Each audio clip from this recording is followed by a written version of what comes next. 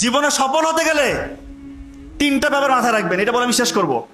তিনটা ব্যাপার, ইনশাআল্লাহ আপনি যে স্টেজের স্টুডেন্ট হন, আপনি যা চিন্তা করছেন আপনি সফল হবেন। এক নাম্বার, বাবা মার দোয়া নিবেন। মা যদি বেঁচে থাকে মায়ের পায়ের নিচে বসে থাকেন, কান্নাকাটি করেন। মারা অনেক সময় বয়স হয়ে যাওয়ার কারণে একটু উল্টাপাল্টা বলতে পারে, এটা মনে কিছু নেওয়া যাবে না। মা তো বলতে পারে, পা ধরে তাকে মাপ চান, ক্ষমা চান, মায়ের দোয়া নেন, জীবন বদলে যাবে। কোথায় যাবেন আপনি চিন্তা করতে পারবেন না। বাবা বেঁচে থাকলে বাবার দোয়াটা নেন।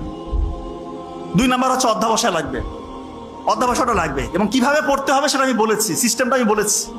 নাম্বার 3, গোপন গুনাহ ছেড়ে দিতে হবে, গোপন ইবাদত করতে হবে।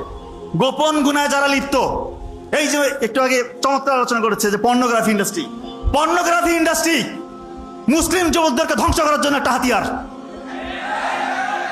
আজকে আমার কাছে হাজার হাজার পেশেন্ট ফোন দিয়ে কান্নাকাটি করে, স্যার কোনো উপায় পাচ্ছি না, কিভাবে কি চক্রে ঢুকে গিয়েছি, আজকে বের হতে পারছি না। অসহায় স্যার, আমি অসহায়, মনে হয় মরে যাই। এমনও চিন্তার বিকৃতি হয় যে তাদের এখন অপোজিট সেক্সের প্রতি আর আগ্রহ থাকে না, হোমোসেক্সুয়ালি টেন্ডেন্সি চলে আসছে পর্নোগ্রাফি দেখে দেখে। স্যার আমি চাই না স্যার যে একটা ছেলেকে আমার ভালো লাগছে, ছেলে ফোন দিয়ে বলতেছে স্যার আমার অন্য একটা ছেলেকে ভালো লাগতেছে, কেমন কথা, কান্না করে কিন্তু কোনো উপায় নাই। স্যার আমার মধ্যে ওই চিন্তাটাই আসতেছে না স্যার, আমি যে বিয়ে করবো ওই মানে ওই টাকাটা আমার মধ্যে নাই, ওই আগ্রহটা আমি হারিয়ে ফেলেছি। স্যার আমি এরকম ছিলাম না। এই জন্য দয়া করে কেউ যদি এর আশেপাশে থাকেন দূরে থাকেন ভাই, ধ্বংস হয়ে যাবে। এমন গোপন গুনাহ এটা, এমন ভয়ঙ্কর ভয়ঙ্কর রোগ আপনার হবে যেটা বংশে আপনার হয় নাই কারো, এবং এমন রোগ আল্লাহ মাফ করে হতে পারে যেটা কাউকে শেয়ারও করতে পারবেন না। এই জন্য গোপন গুনাহ ছেড়ে দেন, আল্লাহ তাআলা খুশি হয়ে যাবে।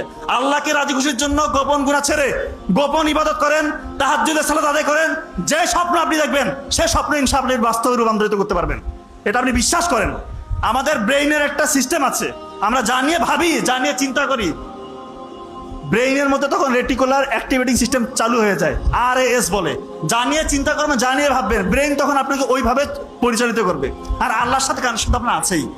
তার মানে এখন যারা চিন্তা করছেন যে আমি বড় ডাক্তার হব বা ইঞ্জিনিয়ার হব, বড় সায়েন্টিস্ট হব, ইসলামীর বড় দিনের দায়ী হব, আলেম হব, ইসলামকে নিয়ে চিন্তা করেন। 700 শতাব্দীর দিকে ইসলাম কোথায় ছিল?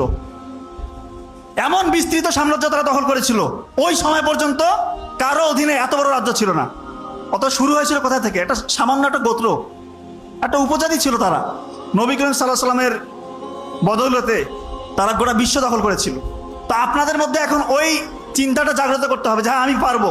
শুধু ডাক্তার ইঞ্জিনিয়ার হলে হবে না, এমন কিছু করতে হবে ইসলামের কাজে যেন লাগে, ইসলামের জন্য নিজেকে ডেডিকেশন নিয়ে আসি নিজের মধ্যে, যে ইসলামের জন্য আমি কাজ করব। গোপন ইবাদত করেন, আপনি যা চাচ্ছেন তাই পাবেন ইনশাআল্লাহ।